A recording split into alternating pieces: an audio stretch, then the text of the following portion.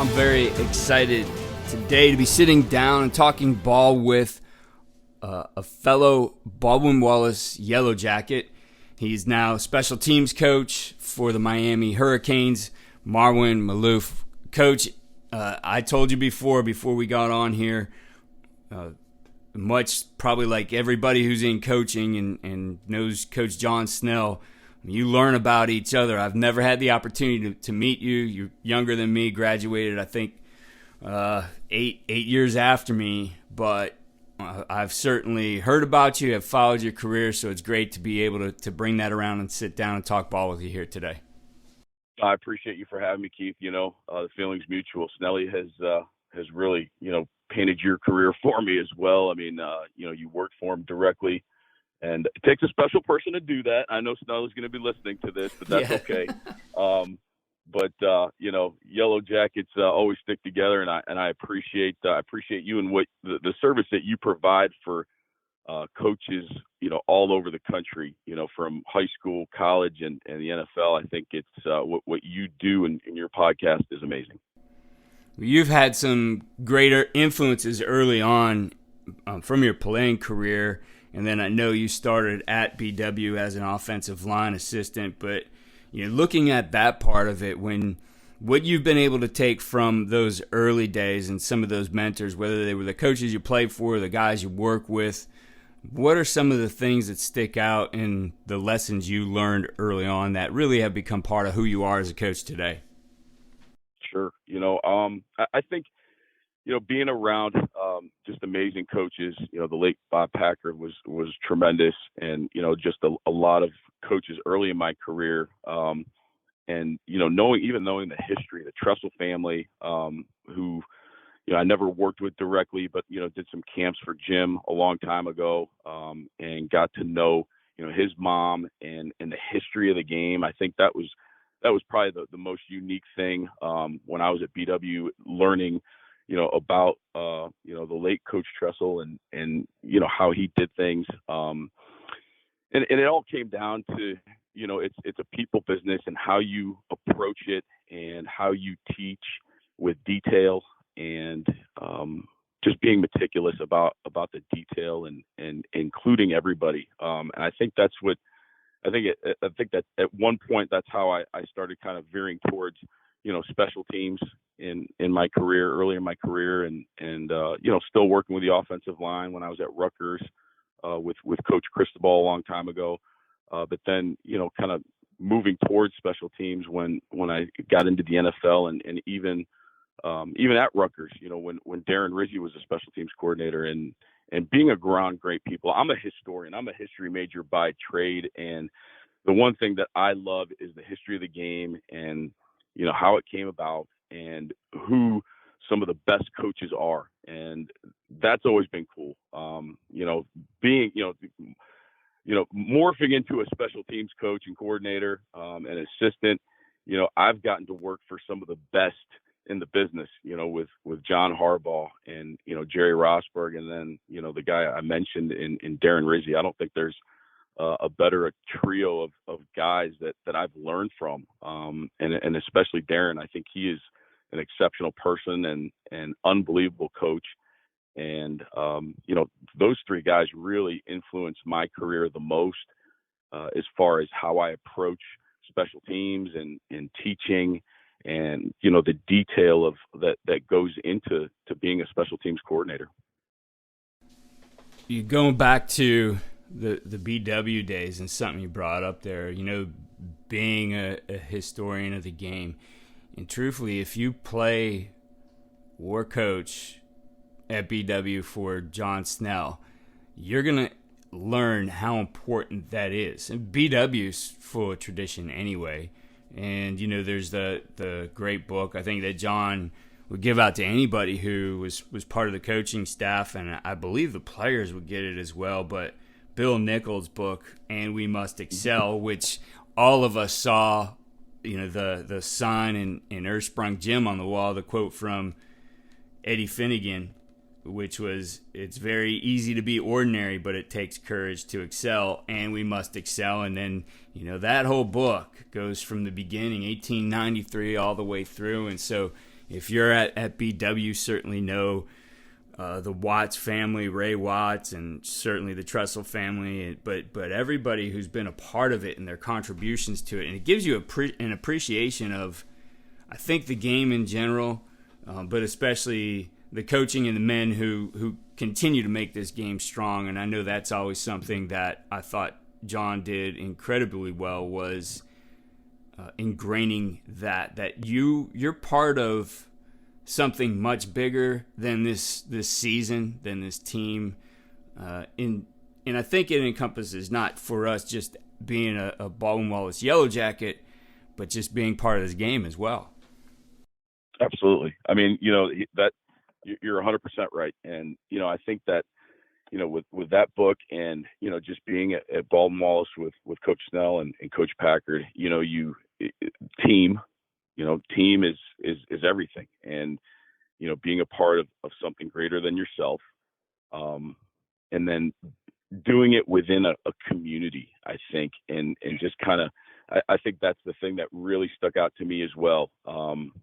It's not about you, it's about everybody else.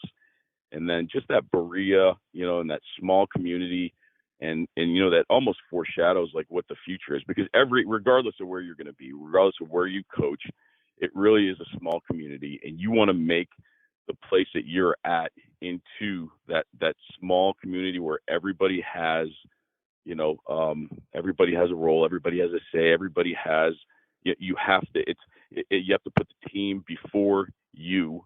And then, if you do it the right way, only good things are going to happen. I mean, when I was at BW, we had, I think, 39 consecutive winning years. You don't hear about that anymore. That's a serious consistency that doesn't happen at a lot of schools anymore. And I think that's special. For sure. Well, you took what you did at BW, and as I said, we're an offensive line coach first. So assistant at Fordham, assistant at Rutgers, but then you got back to Berea with the Browns. How did that come about that you were able to get back to your home in Northeast Ohio, but then hook on with the Browns? Yeah, I mean, that's a great question, and it made me reflect recently. And what that means to me is, there's certain people in your career early on that mean a lot to you. And those are the people that you want to be around again. And what I mean by that was, Mario Cristobal was the offensive line coach when we were together at Rutgers.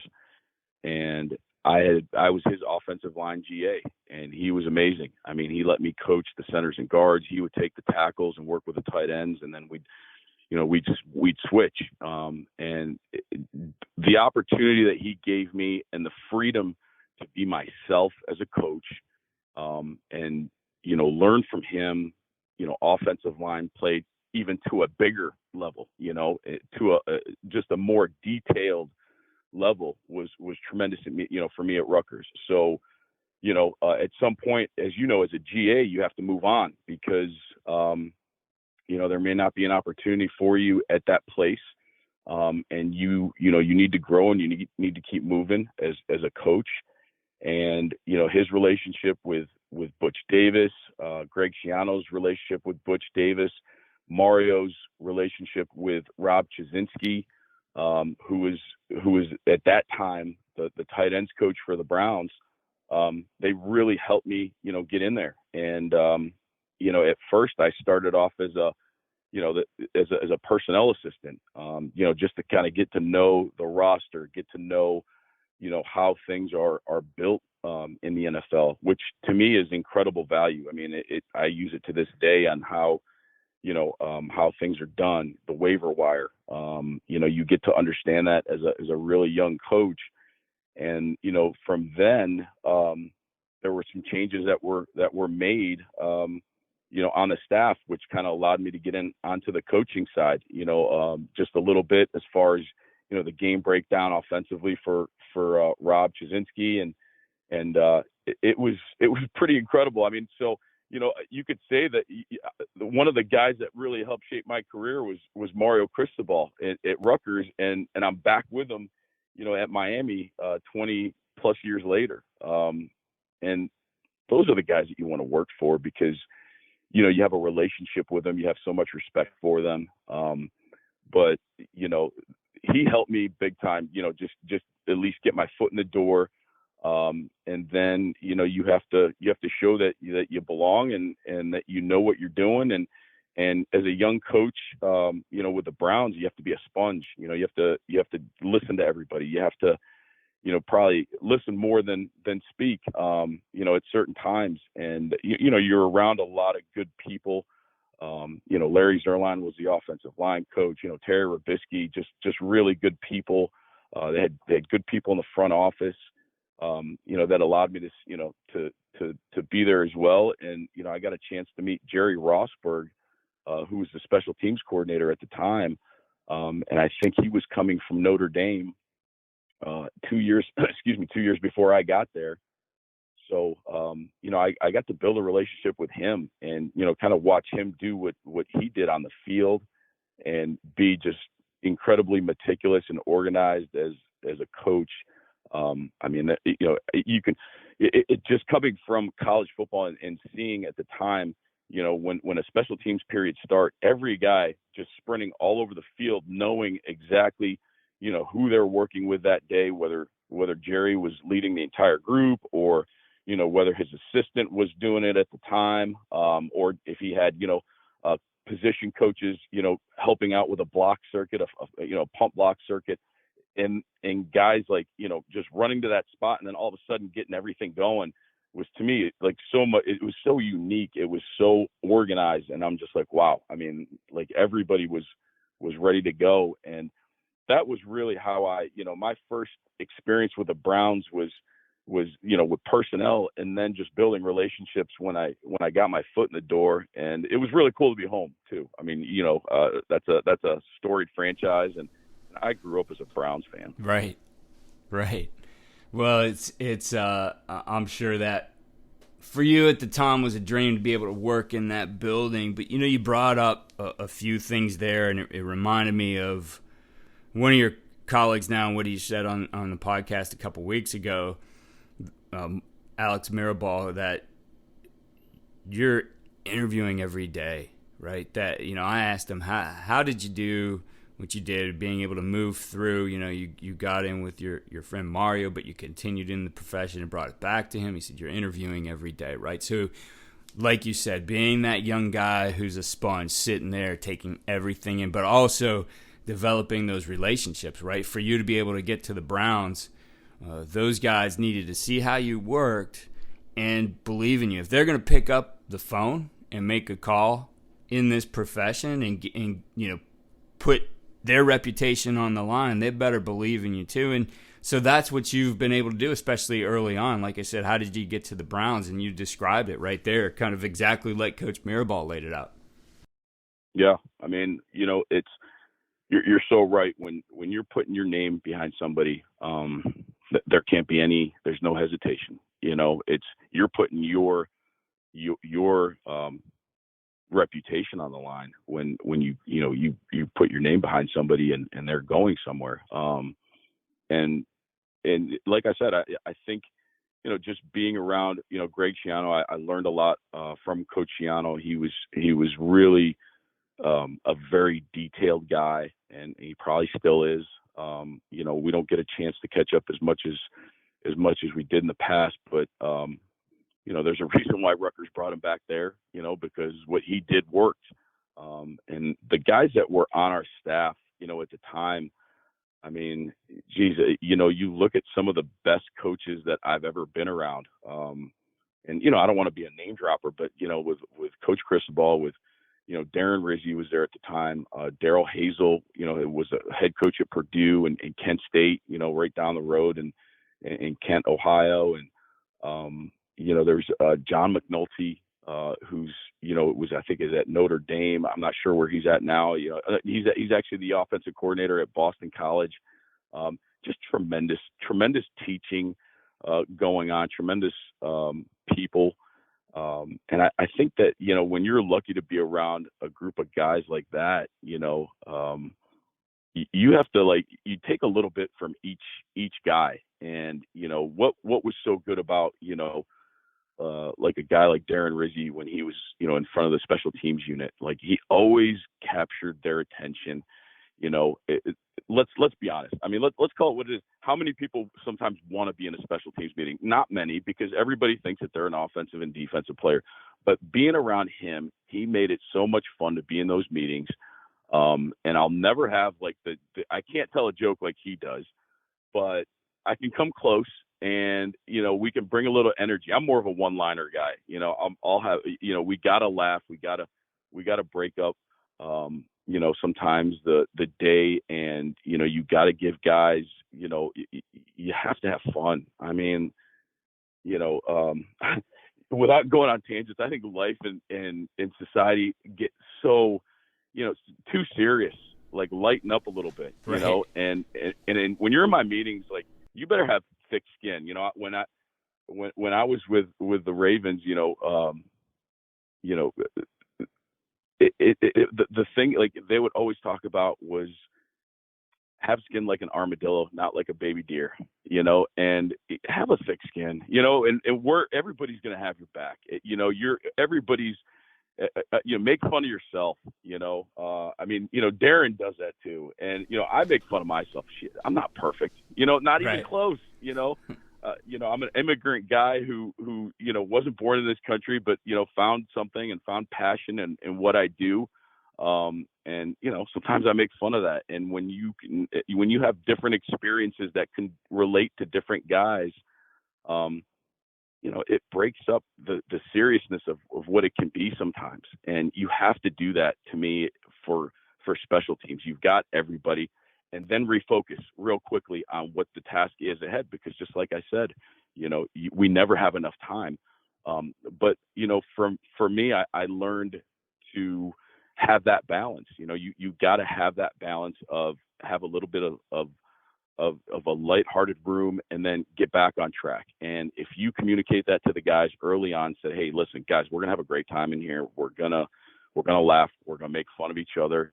I'm gonna rewind things about 3 or 4 times when a guy gets, when a guy gets tripped up or something like that, and gets, shot by a sniper that's, up in the stands or something like that. But at the same time, we got to refocus, and we got to get back to the thing that we're supposed to be talking about: the game situation, the pump block technique, the field goal protection. So, like, I think if you approach a room with that, they're going to lighten up a little bit. They're going to feel a little bit more engaged.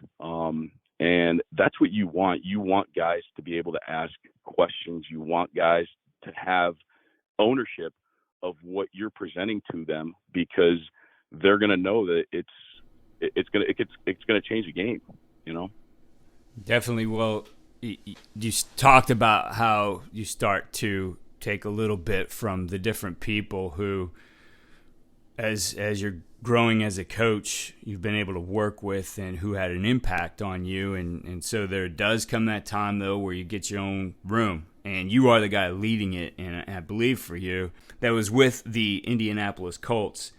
And looking at that, when you now move into that role, I think a big part of that is the mindset that you're going to bring, right? I mentioned I was prepping for a discussion I'm going to have with Mike Westhoff, legendary NFL special teams coach. And in listening to Mike, I'm listening to, as I've been flying around here the last week or so, listening to it on Audible and hearing him narrate it, and the word that kept coming through is aggressive. Like this mindset he had that we're going to attack, right? And you see it as he tells the stories of life and everything he's been through. I mean, the guy attacked life, and like his book, figured it out. So it's the mindset you bring as a coach that will permeate your room. It's important. So when you look at that, the mindset, what is it you bring to your approach to the game, and in the mindset part of it?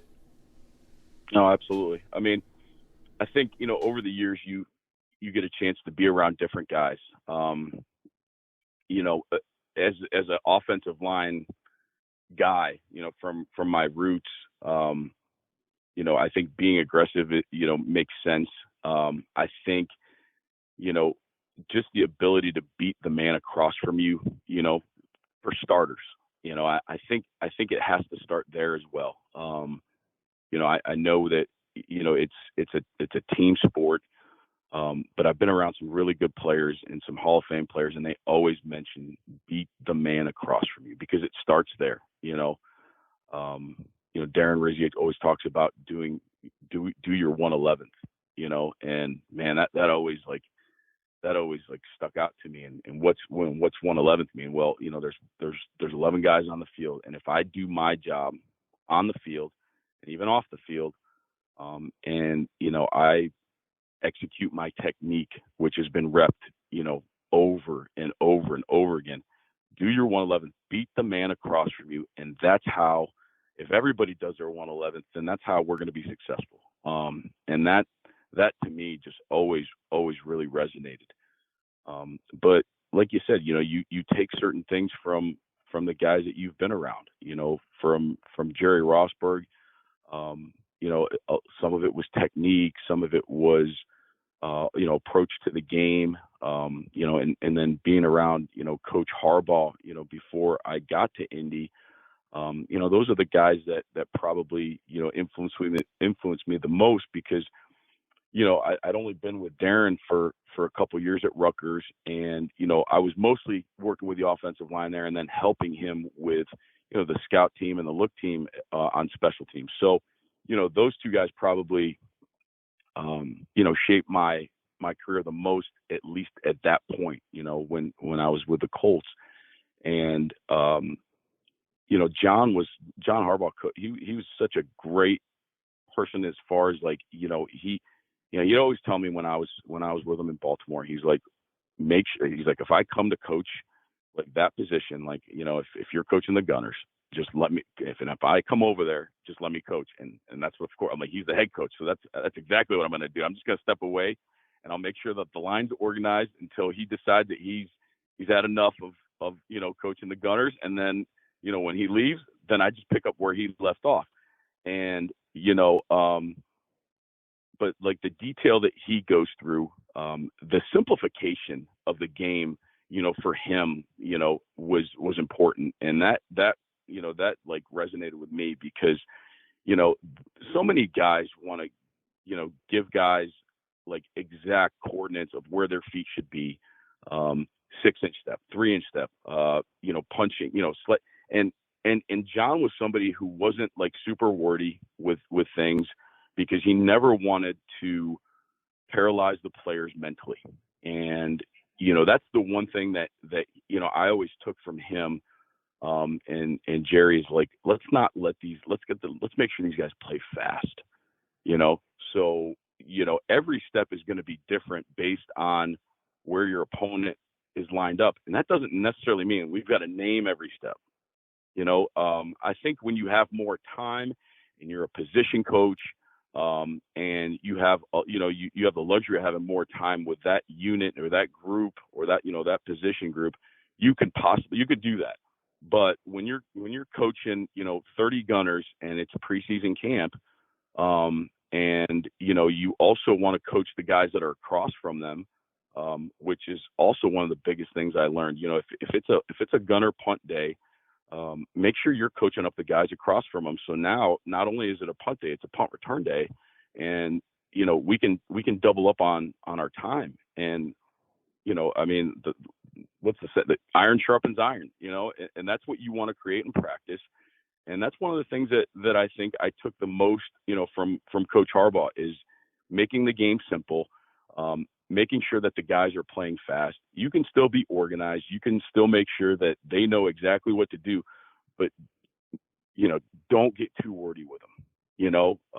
Explain the situation, make sure that they have an understanding of why they're aligned where they're at, on the field, without like making them think too much. Okay, just understand what could happen here. If you're on the front line of kickoff return, if you're the tackle, we want you to split 1 and 2 and favor 2, because if you're too far outside, or if you're outside of number 1, if we're counting outside in 1 through 5, then, you may not have the angle to go block the 3, on this particular play. So, just those little things, that I always used to pick up from Coach Harbaugh, I kept with me. And then, when we got to the Colts, we had a really good special teams unit at the Colts. We learned a lot, about, guys and teaching. And when you, like you said, when you have that room, the thing I learned most about being in the Colts is, how special team is perceived with different organizations. It was as important with the Colts as it was with the Ravens? And, the real answer is no, it wasn't, because I was working for a head coach with the Ravens who was a special teams coordinator for, 20 years. And he was a great leader of men. And I'm not saying that, it wasn't like that it definitely wasn't like that exactly with the Colts, but, it just depends on, who the guy you're working for is. Chuck at the time was a great coach. He loved special teams. He'd been a special teams coordinator, but so many things happened, with his health at the time. And then, the guys that took over, it wasn't necessarily a top priority for them. And that's different, and that's what you have to, I probably didn't do a great job of navigating that and making sure that, I just stuck with what I knew special teams to be as far as the importance of the game. And that's that's all I know is how to approach it as if it's the most important thing. When Coach Cristobal hired me at the University of Miami, I told him, I was so thankful for the opportunity. And, I told him, Coach, I'm going to make sure that you don't forget how important special teams is. And he kind of looked at me and he's like, okay. I mean, I don't know if anyone's ever said it to him, but, that's part of our job as being a special teams coach is, you can't let anyone forget how important, that phase of the game is. And sometimes that happens. And, I think it's our job to do it in the right way. And to communicate that to the head coach. And, it can't get to a point where it's, it goes south during a game. It turns bad during a game and it's too late. I think you have to reinvent it every single day. You have to reinvent the importance of it every single day to the head coach. And then of course to the players. When you look at the special teams position, and I think this doesn't matter the level, it also doesn't matter to how much the guy at the top values or doesn't value special teams. You have an opportunity as a special teams coach, as the guy leading that effort, to really influence the culture of the program in a few different ways. Obviously, one, it's you like the strength coach and the head coach. You're the other guy who touches the whole team. Right, those guys are all in your meeting room and somehow have a role or need to know a role on it. And then also for someone who's doing a great job with evaluating who fits in this position, there's all these roles there. Everybody's brought in, and and it has another room, and that's their primary spot, and they've been recruited to play a certain position or brought into a team to play a certain position. But then they also have to play special teams. But at the same time, now you can take that guy who's maybe a fourth on the depth chart in that other room, and because he's got some skill and certainly has the drive and the interest to learn it and do it, can be a starter on a unit in special teams. That takes on a new perspective in how you're adding to the dynamic of this culture, the engagement of the guys, because they have an important role on the team. So a huge part of the special teams coach is how you develop culture. How for you have you taken and really embraced that regardless of the situation you've been in? No, absolutely. I think it all starts with the leader of the team, your head coach.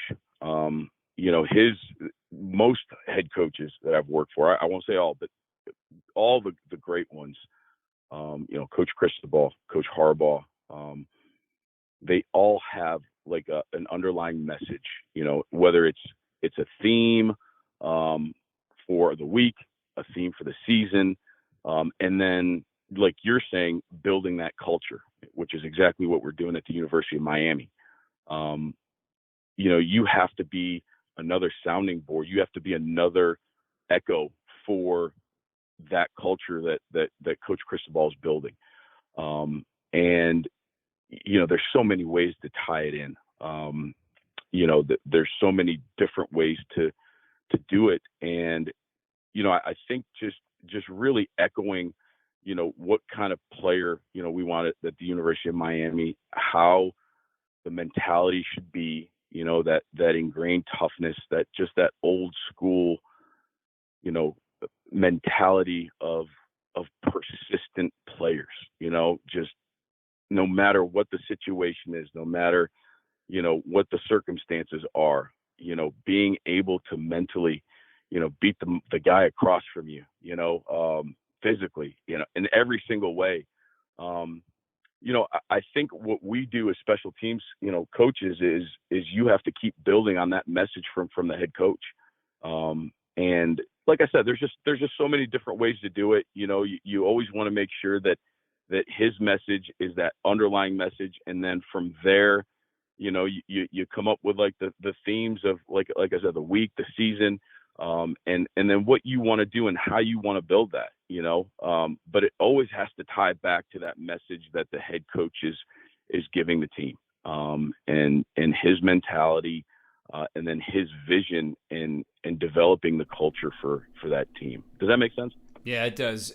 In looking at that, you bring those guys together in a room, you got to get them engaged pretty quick, and you're going to want to keep them engaged. What, for you, what's the art of running that room that those guys look forward to those meetings, right? I mentioned, Mike Westhoff and hearing him tell his stories and how really no one, I don't think, told him to go do it that way. His book is called Figure It Out, and that's kind of the theme throughout is like, he was going to do it and embrace it, and because it was so important to him and because he approached it that way, it became important to other people. For you, in your own style of coaching, how do you engage that room and those players in order to make the units the best that they can be?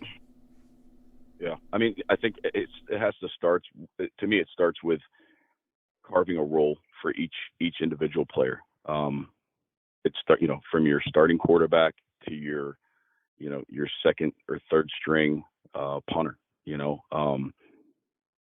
Carving a role for every single guy so that they're engaged. You got to know every single guy that's in the room. I'll tell you what, it's been a little bit more difficult to learn, 120 names versus either 53 or the 90 that you have in training camp. But, that to me is the best challenge because, just like you said, that the guy that might not be getting reps with the first and second team, as a linebacker, that's okay. We'll find a role for him on special teams. And, within that role, what are his strengths? Can he run? Can he hit? If he's not a great runner, can we put him somewhere, on the kickoff return unit where he's still going to be able to block and get his presence and make sure that we're utilizing, his God-given skill set and the things that he works on. We got to make sure that he's not a weakness. And that's something that's hard to do. Just like you said, special teams coaches try to, put the pieces of the puzzle together and, you try to work, somebody's ability and their strengths and put them in a position where they're going to be successful. And that's what, to me, that's what you have to do. But just like you said, carve a role for him. If our starting quarterback is, happens to punt in his career, in his past or anything like that, do you put in a shotgun punt formation, on fourth down when you're in the plus area? Do you have him as a backup holder and maybe put him in a couple times and then all of a sudden, is he good enough to be a holder, and is he good enough to deter a rush because now everybody sees the starting quarterback as your holder, so there's certain things that you want to do and certain situations and roles that you want to create for every single player in that room to be engaged and be the head coach of his position and his unit and his role, and that to me is how, Darren Rizzi did that. And I love that. Like, that's the thing I took from him. Everybody's got a role. Everybody, on the very first day, the very first meeting, every single player's in there, and if they're not, then it's a disservice to your special teams, because every single guy is somehow going to play on special teams at some point in their career,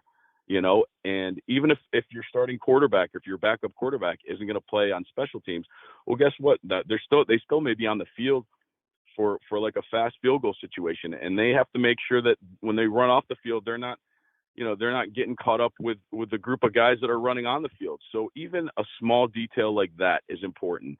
And as long as they understand it, and as long as you're giving them, that perspective, and you're talking to those guys specifically about game situations and what we need to do in this situation and where our field goal line is, you're giving them information for them to be successful. You're giving them information so when, they're playing in the conference championship game or a rival game, that they could be successful, that they don't make mistakes, and then they're not thinking about those things, and it's second nature to them. And I think that you can carve out a role for every single person, on your team. And, being down at the University of Miami right now, the thing that I love to communicate to our guys is how important special teams are at the next level. And you could be the starting running back, at the University of Miami, but guess what? You may not be the starter if you go, play down the street for the Miami Dolphins. You better figure out a way to make that team. And, if it's being the personal protector on the punt team, if it's being a gunner, if it's being, a contained player on kickoff or a safety, we got to figure it out. And you've got to channel your defensive past if you're an offensive player, and make sure you know how to tackle. And we're going to teach you how to tackle, and it may be a little while since you've tackled, but I guarantee you, if you're an offensive player at the University of Miami, we're going to teach you how to tackle again. And it's going to happen a bunch of times during the preseason.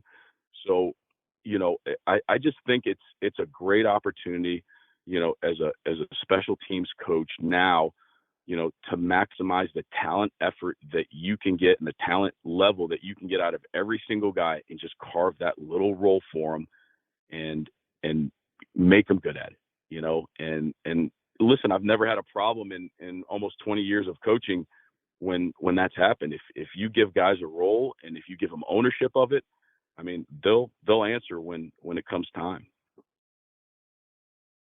When I look at, for me, what I felt was a jump in my understanding of special teams, I mentioned before we got going, my first day on the job as a college football coach at BW, Coach Snell brings in Frank Novak, who just retired from the Green Bay Packers, and for a day and a half we meet with him, and he goes over every detail of every unit, and I fill up notebook after notebook. I was going to be in charge of the kick return, and really, for as much as I thought I had studied special teams to that point, there were definitely some changes in my perspective and how I looked at things coming out of that day and a half. And one was in how you look at your personnel. And I think especially when I was at the high school level, it was getting caught up with just, well, who's our best player? This guy here is a stud, so, well, that'll just translate to special teams. And so it was, number one, understanding the exact details of the job I needed each person to do,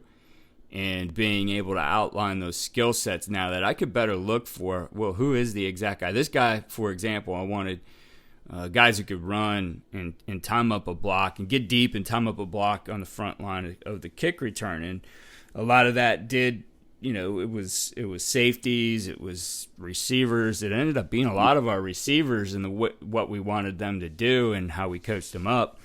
But in looking at that, it was, again, looking at the skill sets first, instead of just looking at the player and saying, well, he's a great player, that'll translate to special teams, I'll put him in right here.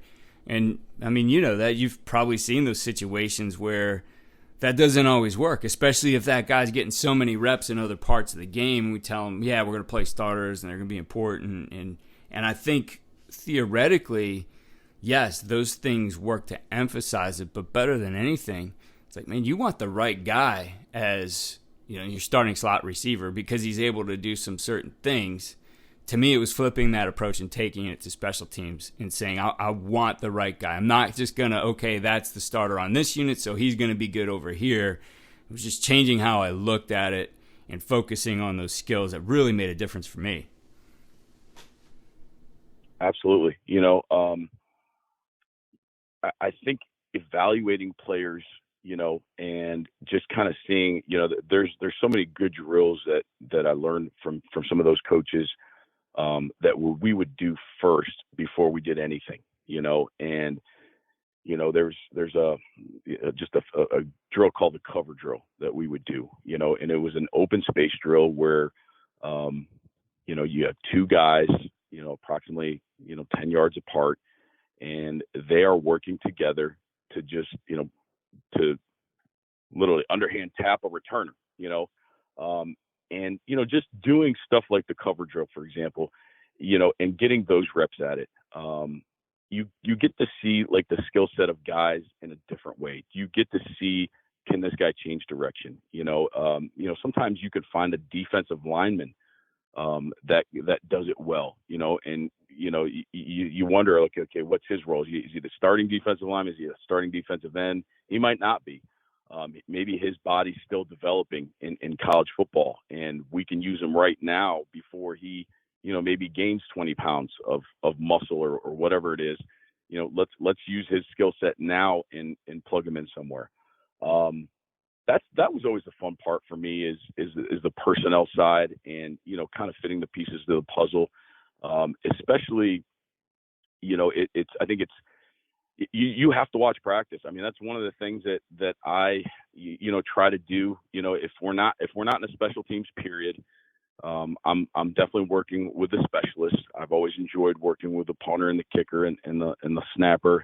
And I've been around some very good players that I've learned from in the NFL, that have taught me that. And so, you take it and you run with it.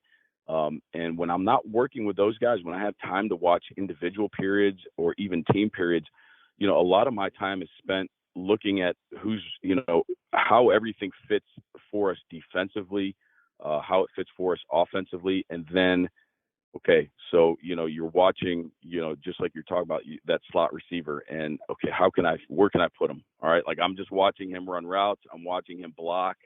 Can I put him on the front line to kickoff return? I don't know if he can tackle or not. We're going to have to see if he can, do things when we get to the tackling circuit. We're going to have to see what he looks like when we get to the pump block circuit.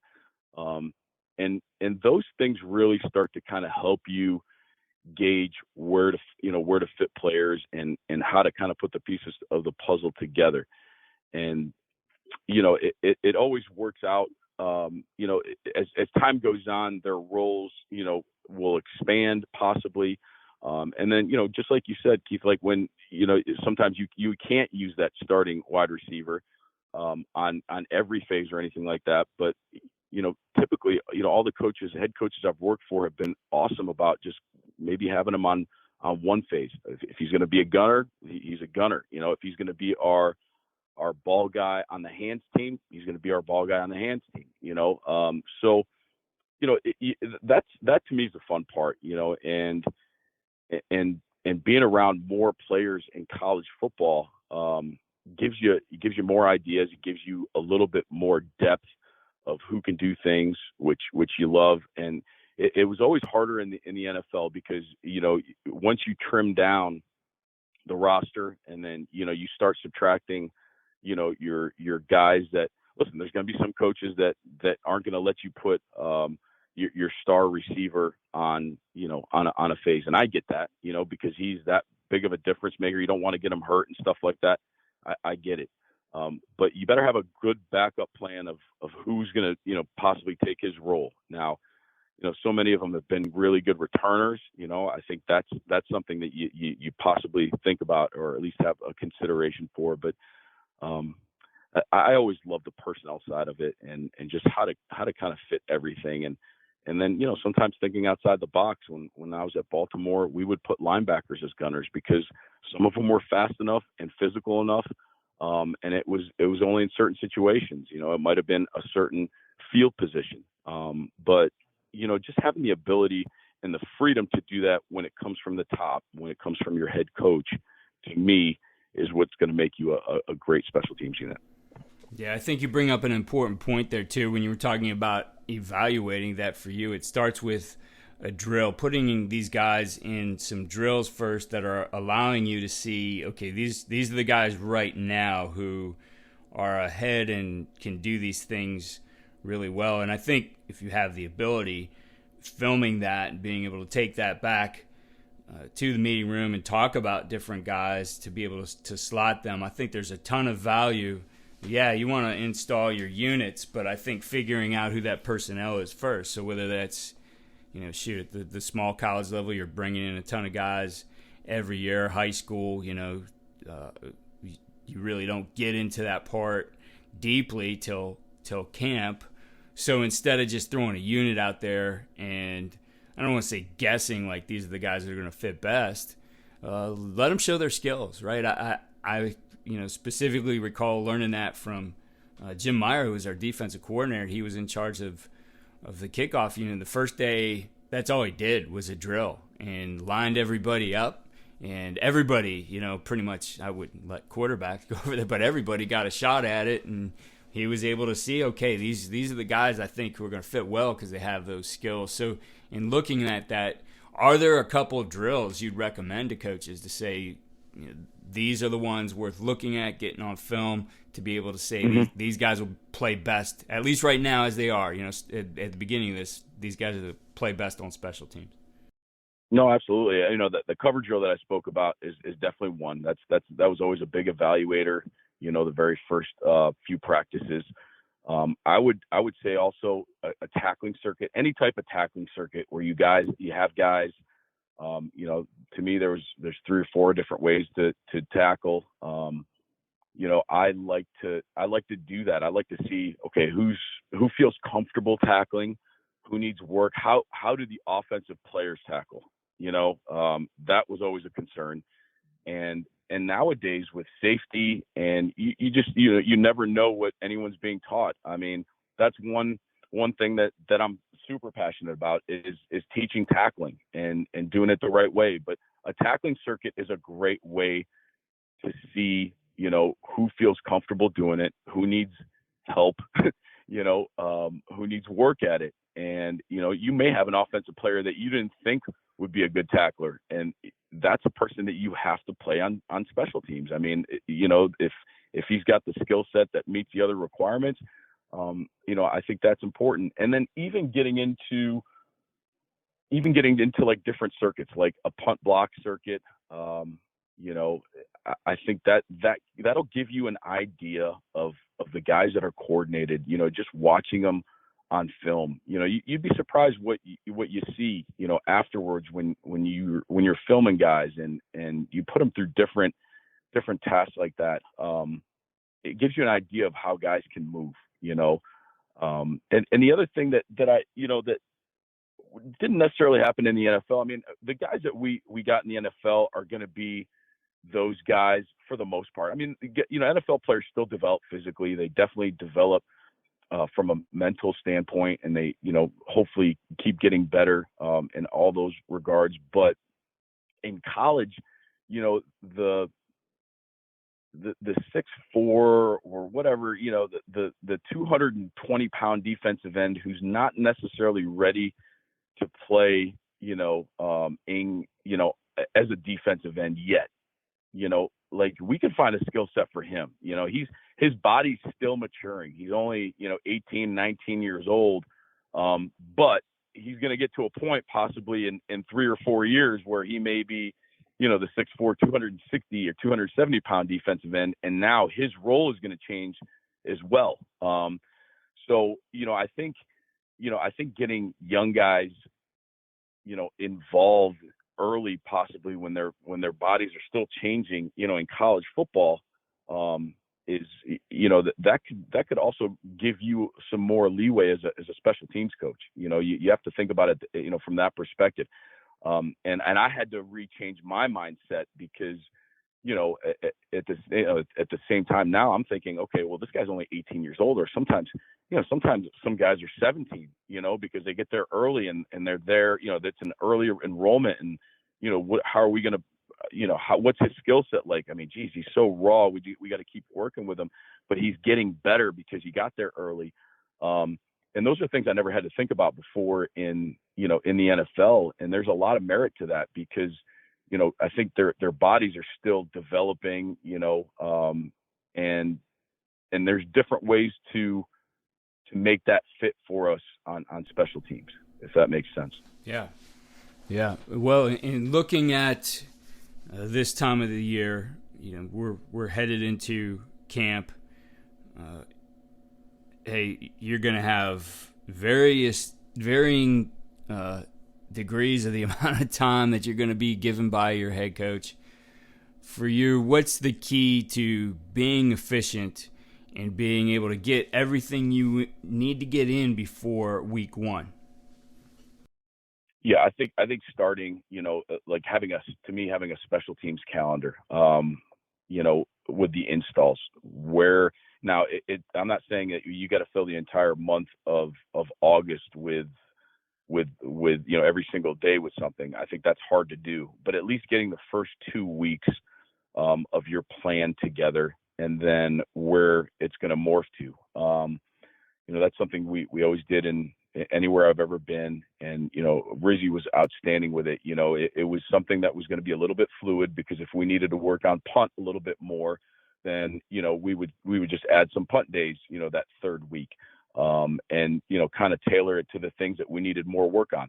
But I think the organizational part really comes to mind this time of year, and making sure that when camp starts and everything's going, just like you said, we might not get all the time that you want, but at the same time, I think if we budget the time that we have and, make sure that we allot certain things, I'm always going to work on punt more than anything. I think every special teams coach in the country does the same thing. And you have to, it's such an important part of the game.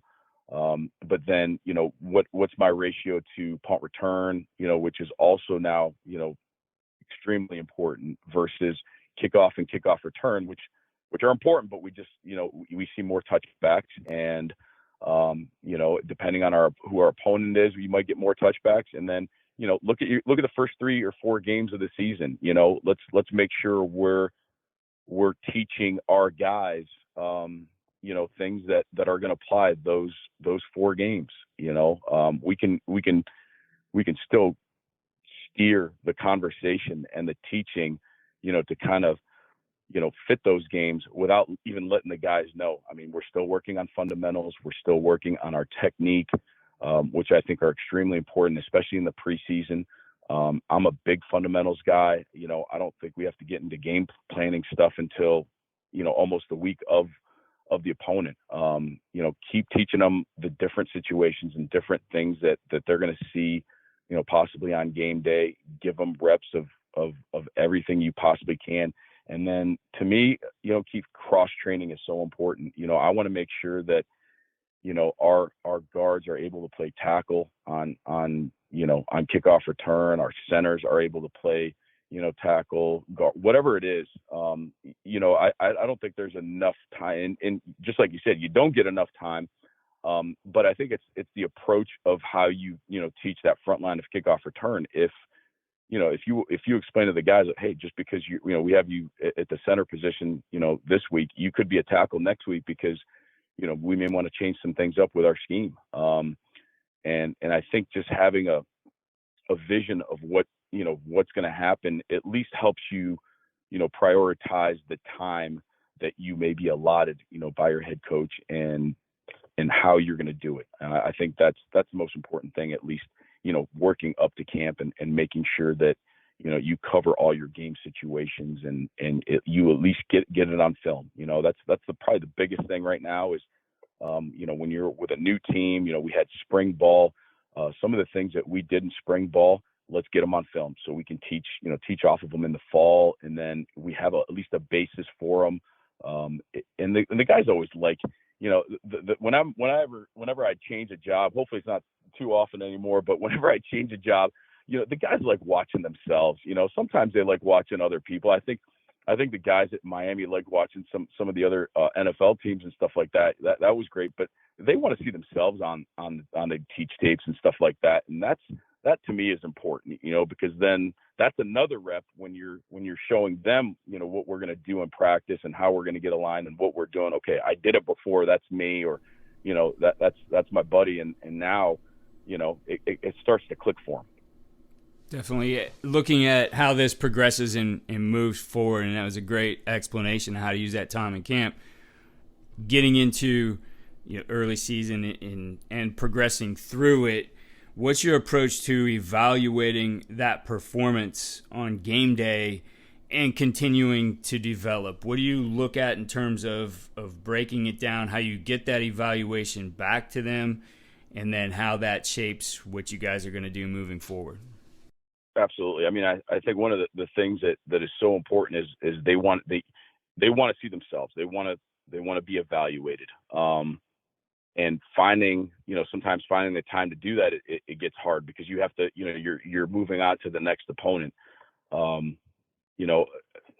mean, I find myself doing this so much more nowadays, but using my phone to literally tape something, of me watching them and then explaining it to them, and then I just text it to them. I mean, it sounds so trivial and easy, but it works. I mean, guys respond right away.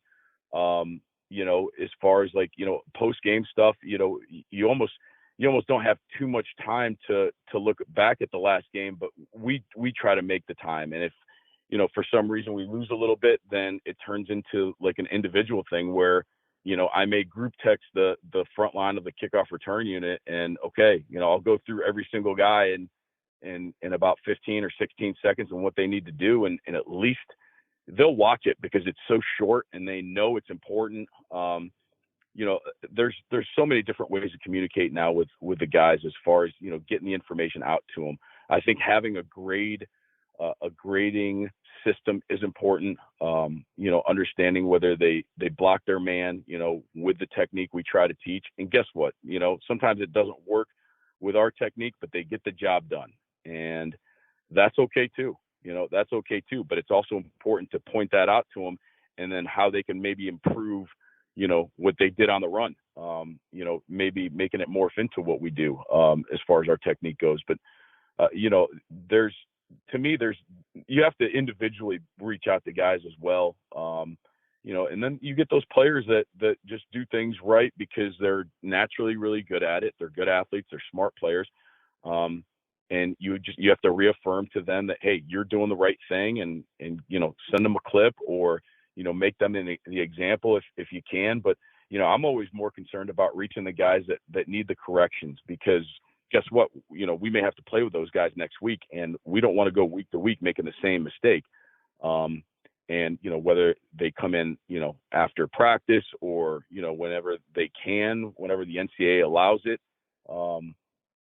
That's important, and listen, Coach Cristobal has blessed me to, I've got two other guys that work with us, as far as coaches go. And that's important too. We split the work up and, divide and conquer, and make sure that the message gets across to the players. So, we're correcting the mistakes, or we're praising them because they did the right thing. And now we can use it as teach tape.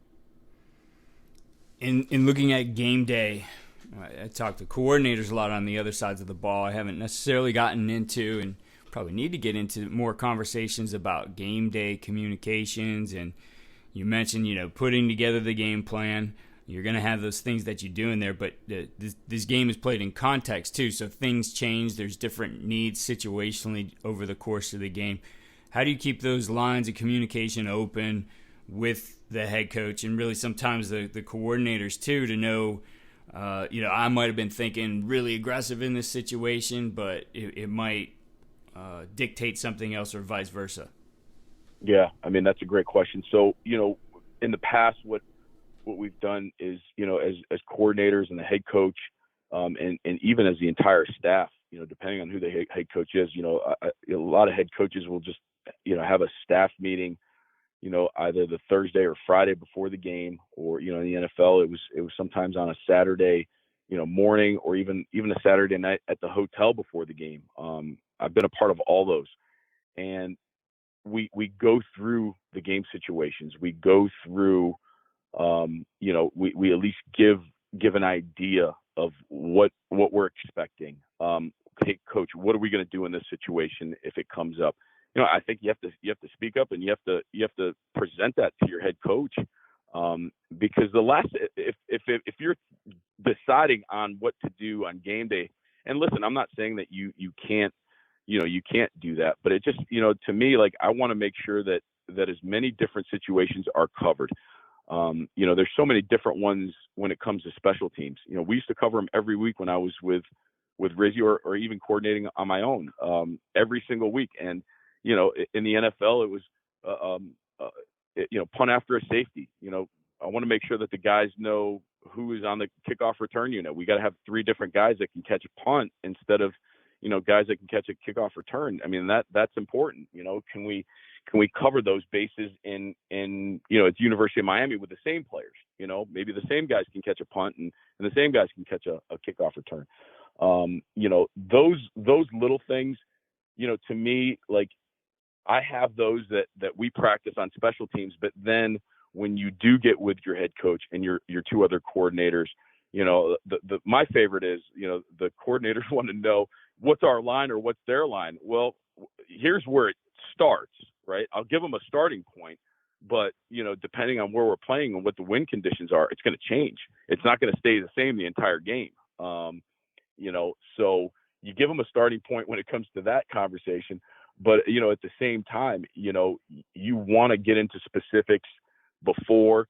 And listen, all the good coaches I've ever been around have to make adjustments on game day too. And, I see that more so with, for example, like college punt versus NFL punt. I mean, NFL punt, you're going to get what you get because, the formation is the same, or it's very similar. There's only a couple tweaks. With college punt, you can get anything. As long as there's 7 guys on the line of scrimmage and the right guys are in the backfield, I mean, you can see any formation. So you have to be adaptable on game day when it comes to that specific thing, I think, in my opinion. But, as far as the game situations go and everything like that, there's got to be communication with the head coach and the other coordinators prior to the game even starting. And then if something comes up, we have to make sure that we click over and we're talking with the head coach, and he's communicating, to the coordinators what may work for us on teams and vice versa. Coach, to wrap things up and looking at everything you do, whether that's coaching the individual, coaching them off the field, building the culture, et cetera, what's the one thing you do as a coach that you feel really gives your players the winning edge? That's a great question. To me, it starts with getting to know each player on a personal level. I think when you know who your players really are, what their past consists of, what their home life is like, because everybody's is different. Everybody comes from different circumstances. Everybody comes from different places. When you establish that relationship with them, and then you take the time to talk to every single guy on a personal level, and you get the chance to coach them, in that intimate setting, that to me is what really gets the guys to play for you, because they build that trust in you as a coach.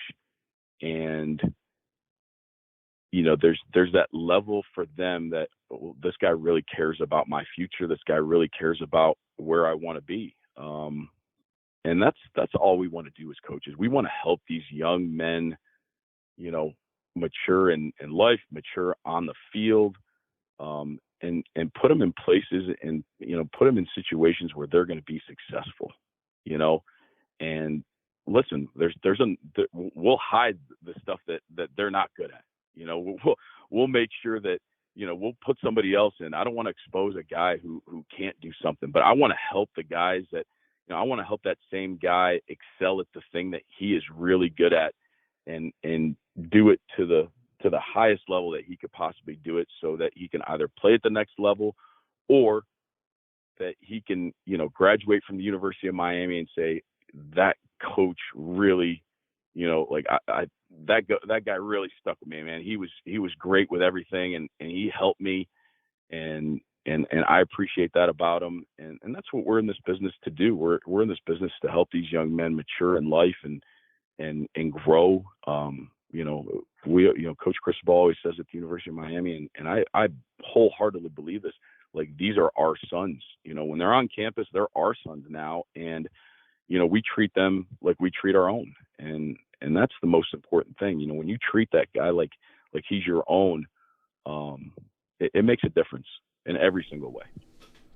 Coach, I really appreciate being able to finally connect with you here on the podcast and talk some ball, talk some Yellow Jacket football, talk some football and special teams. And for our coaches, our listeners out there, if you want to connect with Coach on Twitter, it's at Coach Maalouf. That's Maalouf.